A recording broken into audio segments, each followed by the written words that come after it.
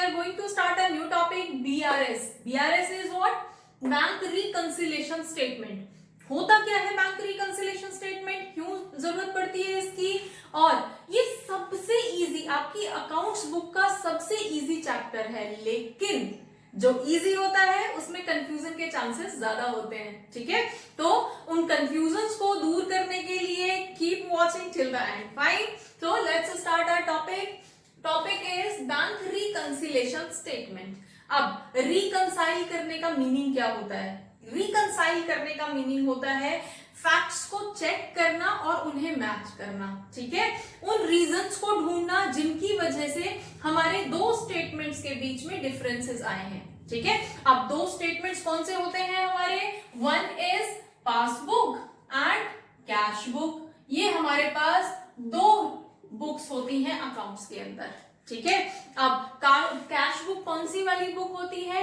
वो बुक जिसमें हमने कैश ट्रांजैक्शंस को रिकॉर्ड किया था. आपने इससे पहले कैश बुक बनाई थी. आपको मालूम है जब हमारे पास कैश आता है किसी भी फॉर्म में, चाहे सेल्स की वजह से आया, चाहे किसी ने दिया, व्हाटएवर, हमारे पास बैलेंस बीडी था, व्हाटएवर. ठीक है, और कहां कहां वो खर्च हुआ, that was a statement of cash. ठीक है, तो वो कैश बुक, उसमें हमने रिकॉर्डिंग की थी. जैसे ही हमारे पास चेक आया हमने एंटर कर दिया, हमने उसको बैंक के अंदर डिपॉजिट कर दिया, और डिपॉजिट करते ही हमने एंटर कर दिया उसको इनकम.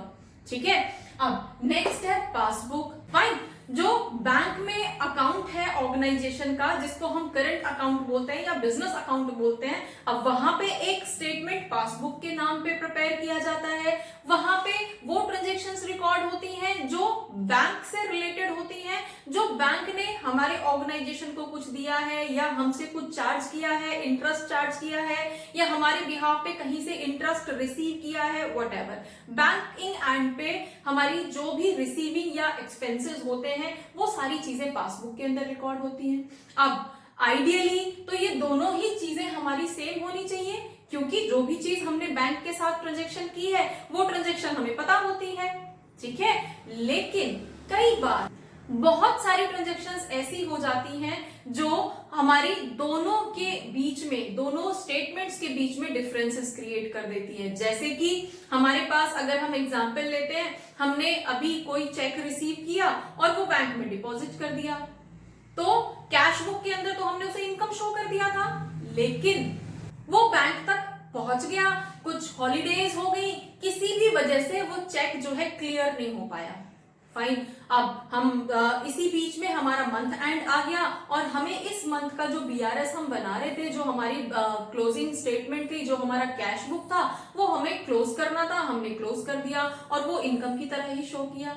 लेकिन अभी तक बैंक स्टेटमेंट के अकॉर्डिंग अगर हम देखें तो वहां तो इनकम अपडेट हुई नहीं है, वहां तक तो इनकम पहुंची नहीं है, मेरा अकाउंट तो प्लस हुआ ही नहीं है, इंक्रीज हुआ ही नहीं है.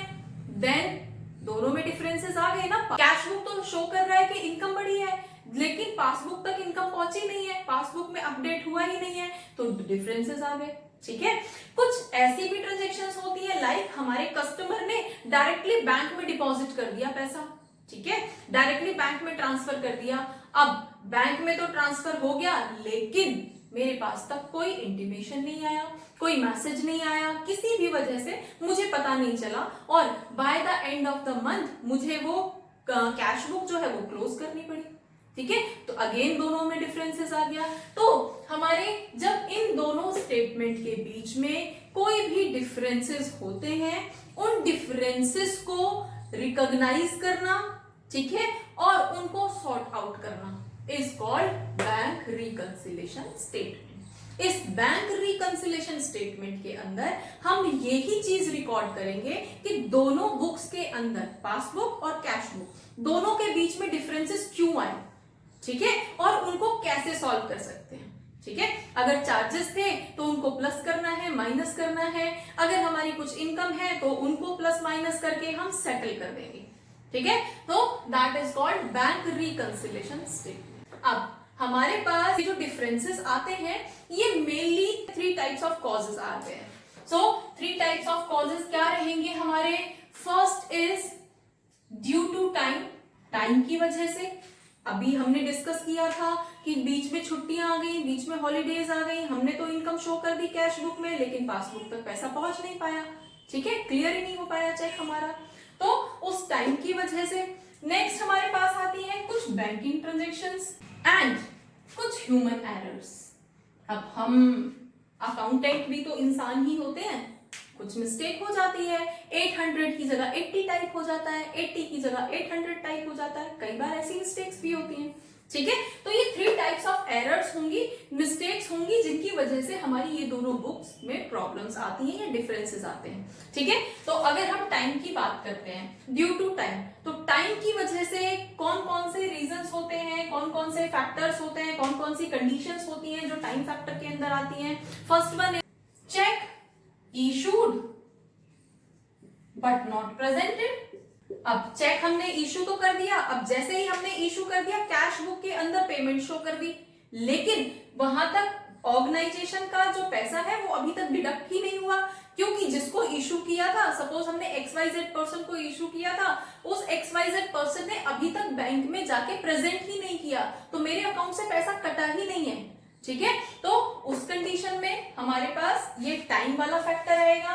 देन हमारे पास चेक डिपॉजिटेड, अब डिपॉजिट कर दी है, ठीक है, बट नॉट क्लियर्ड। अब नॉट का अगेन वही फैक्टर हुआ कि चेक हमने डिपॉजिट तो कर दिया है लेकिन अभी तक क्लियर नहीं हुआ है, किसकी वजह से, जस्ट बिकॉज ऑफ टाइम, ठीक है। अब ऐसे ही कुछ हमारी बैंकिंग ट्रांजेक्शन्स होती हैं but did not record in cash book, ठीक है।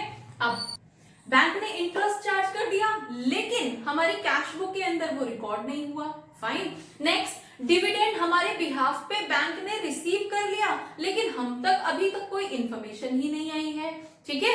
अब उस केस में कुछ चेक है हमारे बिहाफ पे, बैंक ने अपने आप ही कोई ऑटोमेटिक ट्रांजैक्शन कर दी, पेमेंट कर दी, लेकिन हम तक अभी कोई इंफॉर्मेशन ही नहीं आई है। ये ऐसी ट्रांजैक्शंस होती हैं जो बैंक की वजह से डिफरेंसेस क्रिएट करती हैं। बैंक ने इटसेल्फ वो ट्रांजैक्शन कर दी और हम तक उसका कोई इंफॉर्मेशन नहीं आई है, उसका कोई इंटीमेशन नहीं आया है, इसलिए वो ट्रांजैक्शंस कैश में रिकॉर्ड नहीं हो पाई हैं, फाइन। तो वो ट्रांजैक्शंस जो हमारे बैंक में डायरेक्टली या तो इनकम रिसीव हो गई है या पेमेंट हो गई है, लेकिन उसकी कोई भी इंफॉर्मेशन अभी कैश बुक तक नहीं पहुंची है, इस वजह से वो कैश बुक में रिकॉर्ड ही नहीं हुई। अब ये डिफरेंसेस क्यों आए हैं, क्योंकि बैंकिंग ट्रांजैक्शंस पासबुक के अंदर तो रिकॉर्ड हो चुकी हैं लेकिन कैश बुक के अंदर रिकॉर्ड नहीं हो पाई हैं, इस वजह से ये डिफरेंसेस आए हैं, ठीक है। तो इन सब के डिफरेंसेस के रीजन क्या है, हमारे बैंकिंग ट्रांजैक्शंस, फाइन।